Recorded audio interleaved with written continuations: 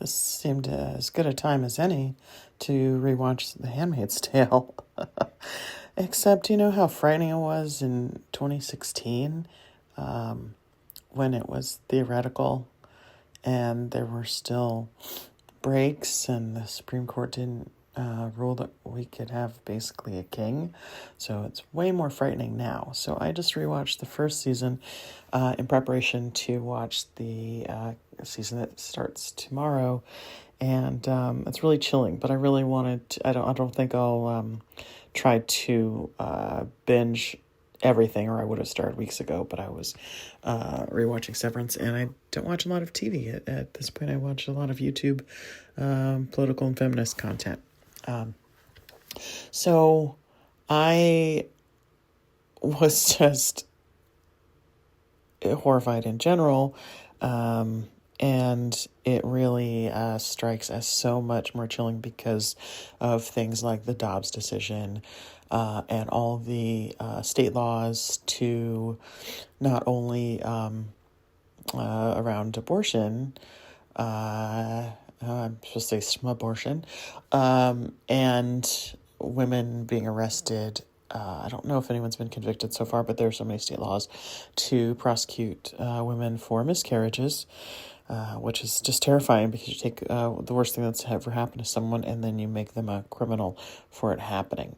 And then not only rolling back voting rights, but, there's literally a heavily funded Republican organization to question voters. And, what do those voters have in common? Well, they're mostly black. And then after that, women. And then after that, college students that can sway an election blue. So a lot of people are being tossed off the voting rolls to suppress any votes for Republican or for Democratic candidates. And,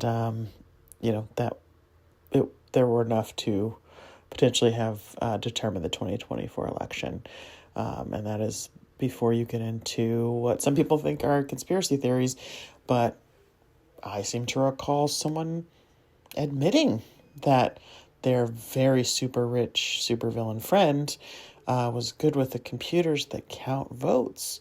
So to me, that seems like an admission of tampering. And, every accusation is an admission. And that accusation was repeated for 4 years.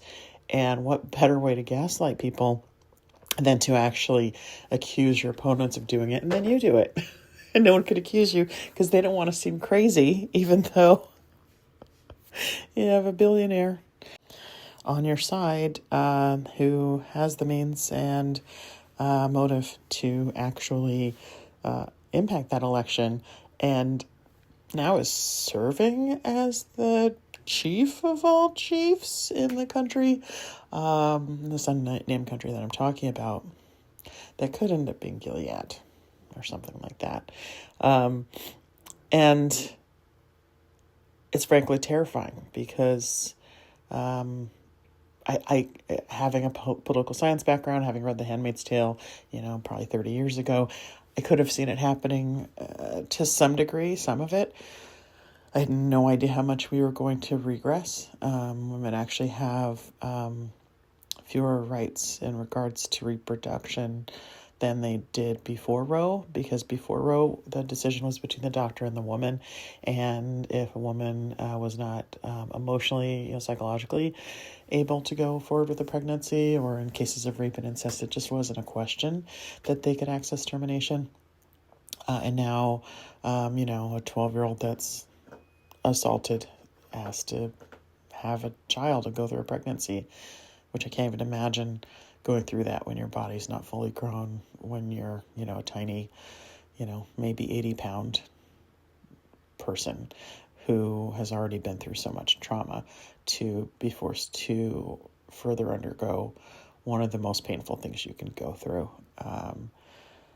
instead of being helped. Real quick, I picked this picture from episode 10 of season 1, and I just loved this. There's so many great lines that are, sardonic and just darkly funny. And the idea of this handmaid going, oh man, they know they're gathering for something. It's usually some kind of punishment. Maybe they don't know why they get, dragged to places and they show up and maybe it's a birth, maybe it's something else. So the idea that she would just be like, oh man, I hate stonings. Like, because the other time I didn't see anyone complaining about kicking the man who was accused of assaulting a handmaid and causing her to miscarry. Then the thing that I, mentioned in the title is, I swear to God, the amount of gaslighting in this series is going to happen because we get gaslit so much about politics that I'm afraid they're going to gaslight us and say, look at the popular shows, Severance and Handmaid's Tale and, The Last of Us. All we need is some kind of, fungal zombie plague. Or, how about The Walking Dead? That's popular and has a whole universe of related series. So, maybe they'll try and put RFK on that, and the CDC will come up with will create zombies because we love The Walking Dead. I haven't watched it in years, but people do, and I'm just afraid that we watch it for entertainment and for the potential, the same reason, we read The Hunger Games and watched those movies. That doesn't mean we want our kids to be in death matches so that we can eat for the rest of the year. So I think I'm going to actually split this into several videos because, as you know, by now I tend to ramble. So I just wanted to mention a few things that are really striking me in this. Obviously, I knew about the gaslighting, but I love the hypocrisy where all these Christian men are meeting, and talking about, God and these people and getting them to, do what they should be doing and follow the good word. And of course, they're all going to Jezebel's and, engaging in, drinking and obviously using sex workers who are basically prisoners. And I hadn't remembered this from before, but when we see Moira and Nick and Offred and Fred at Jezebel's, there are aunts that run the place. So the aunts are well aware that such places exist. And in fact, Moira was given the option of Jezebel's or the colonies where they're dealing with like nuclear waste. So they would, end up dying. So she figured it's an okay life and they only have to work at night. So that's what she's going to do for now. And the idea that these prim and proper aunts that are supposed to keep the girls in line, one of their legit jobs is running Jezebel's. That just seems insane. And also there's a Martha there. So Martha got assigned to Jezebel's. Like, it's one thing, that Fred says when they go to Jezebel's, it's the women who couldn't assimilate, into this sort of new reality that he and Serena and the other commanders have created. Yeah, but it's this underground thing, but yet it's not.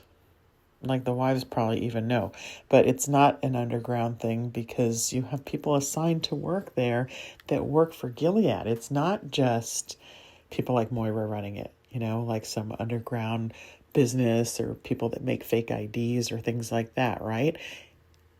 It's a whole huge hotel, apparently, first of all. So it's like this huge open secret. Some other things that I noticed were, one thing that I had never noticed before because I wasn't aware of it before, is that Luke's last name, Bankole, and they say it Bankole at different points, depending. I haven't heard Luke say it, so I've only heard other people say it. But Bankole is the name of the protagonist's partner, I guess husband. I mean, it's post-apocalyptic, so I guess they had some sort of ceremony. I think she calls him her husband in the parable of the talents, which is the sequel to the parable of the sower. Spoiler alert, she gets married. So I thought that has to be an homage to that. I would think. Maybe not. I don't know how common the name is. I forget what culture it's from. I think in the book they mention it's the Yoruba because that was something the protagonist and her husband had in common, that their in her case, her father, and in his case, his grandfather picked to names from that culture, as a lot of Black people did in the 60s, changed their name to African or Muslim names to have a name that wasn't a slave name. All right, I'm going to be back with more videos about this show as it's getting uncomfortably closer to our reality. And in the meantime, don't let the bastards grind you down, and go hug a cat.